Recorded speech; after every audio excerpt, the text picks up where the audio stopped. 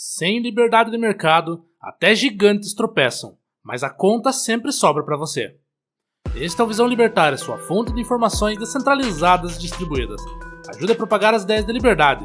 Deixe o seu like e compartilhe com seus amigos. Um artigo seu pode virar vídeo aqui também, sabia?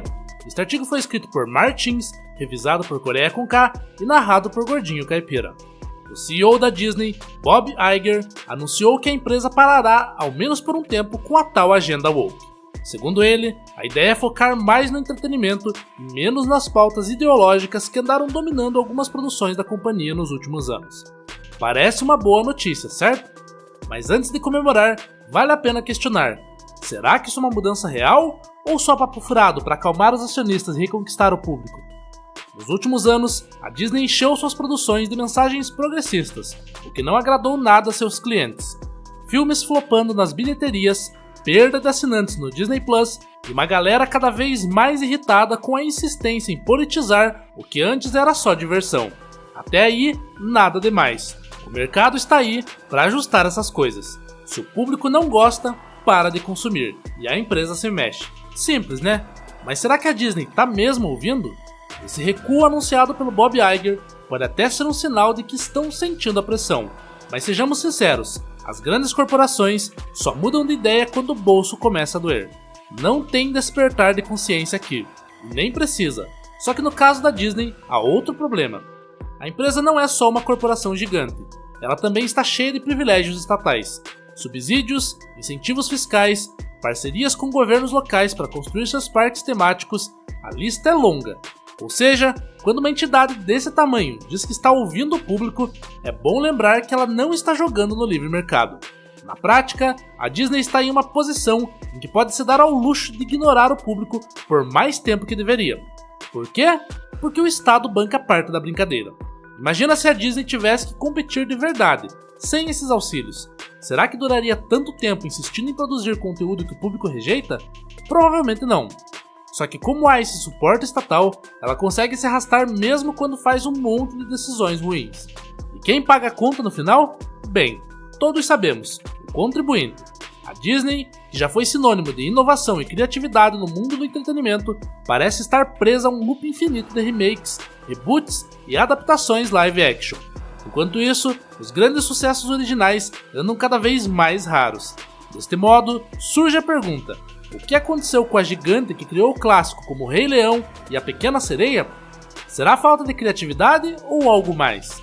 Nos últimos anos, a empresa apostou pesado na reciclagem de suas animações clássicas, transformando-as em live action. A ideia até que começou bem, com algumas adaptações como Malévola e o próprio Rei Leão faturando alto. Mas depois de um tempo, o público começou a perceber a fórmula: nostalgia, mais efeitos especiais caros, igual bilheteria garantida. O problema? A população cansou. A repetição exaustiva de histórias que já conhecemos, sem nenhum esforço para inovar ou expandir o material original, acabou saturando os espectadores. E quando tentam inovar, o resultado não empolga. Lançamentos recentes como Estranha Magia ou Mansão Mal-Assombrada passaram longe de ser os sucessos esperados. Parece que a Disney está perdida, sem saber como conquistar as pessoas que antes adoravam sua capacidade de surpreender. Do ponto de vista libertário, é interessante observar como grandes corporações como a Disney acabam se acomodando. Em vez de arriscar e criar novas histórias, preferem apostar no que já deu certo no passado. Isso acontece porque essas empresas, com seus laços estreitos com governos e privilégios estatais, não precisam se preocupar tanto com a concorrência. Subsídios, benefícios fiscais e parcerias com governos locais garantem uma margem de erro que pequenas produtoras de conteúdo nunca poderiam ter. Enquanto os pequenos precisam inovar e conquistar o público a cada lançamento para sobreviver, a Disney tem uma rede de proteção que lhe permite errar muito antes de sentir os efeitos no caixa. Além disso, a mentalidade corporativa de minimizar riscos domina o setor. Em vez de investir em roteiros originais que poderiam ser apostas arriscadas, preferem reciclar histórias já conhecidas. Isso acaba reduzindo a diversidade de ideias no mercado, já que todo mundo tenta copiar o modelo seguro. Apesar de todo o suporte que a Disney recebe, até mesmo gigantes não conseguem ignorar a realidade do mercado para sempre. A bilheteria é implacável. Quando o público começa a abandonar o cinema, seja porque os filmes estão ruins ou porque já não aguentam mais pagar caro por algo previsível, nem os subsídios conseguem salvar a situação. É o que estamos vendo agora. Por mais que os remakes tenham faturado no início, a insistência em explorar a nostalgia sem oferecer nada de novo está cobrando seu preço. A Disney está perdendo relevância com o público jovem.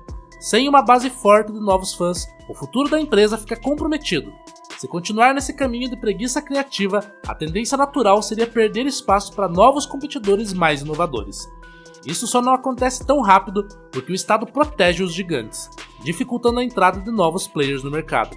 A crise de criatividade não é apenas um problema artístico, é também um reflexo de como grandes corporações se acomodam quando têm privilégios e pouco incentivo para inovar. Sem o suporte estatal e as barreiras artificiais à concorrência, empresas como a Disney teriam que se reinventar para sobreviver, e quem sairia ganhando com isso seria o público.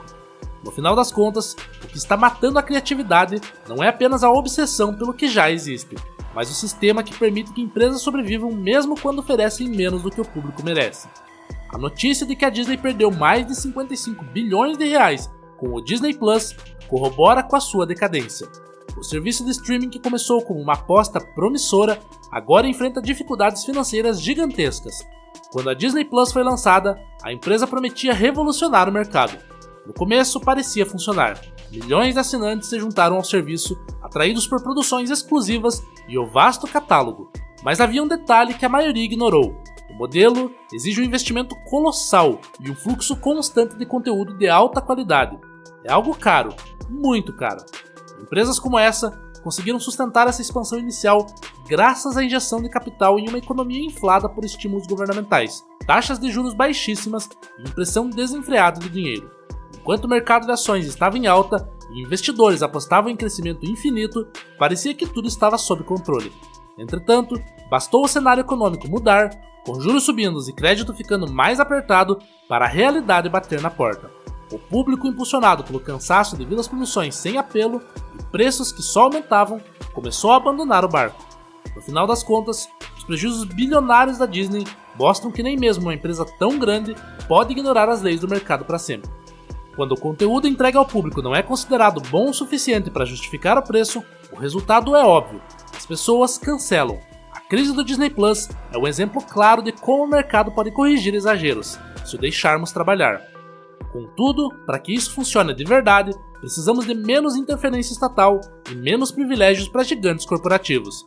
Empresas como essa precisam competir em igualdade de condições, sem usar subsídios ou outras vantagens para distorcer o mercado. Portanto, será que dá para confiar que a Disney realmente abandonará essa agenda? Talvez.